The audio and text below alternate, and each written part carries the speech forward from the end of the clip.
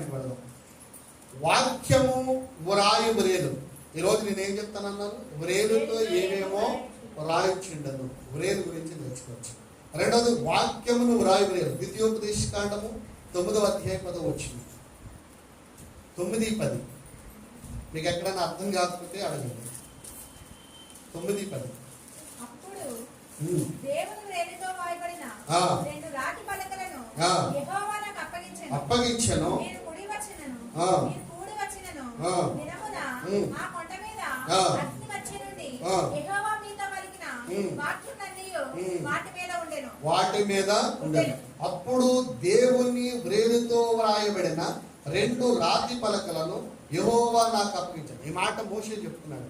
40 రోజులు సీనాయి పర్వతం మీదకి వెళ్ళి 40 రాత్రులు 40 పగలు ఉపవాసం ఉండి ప్రార్థన చేస్తే ఇశ్రాయేలుకు కావలసిన ధర్మశాస్త్రాన్ని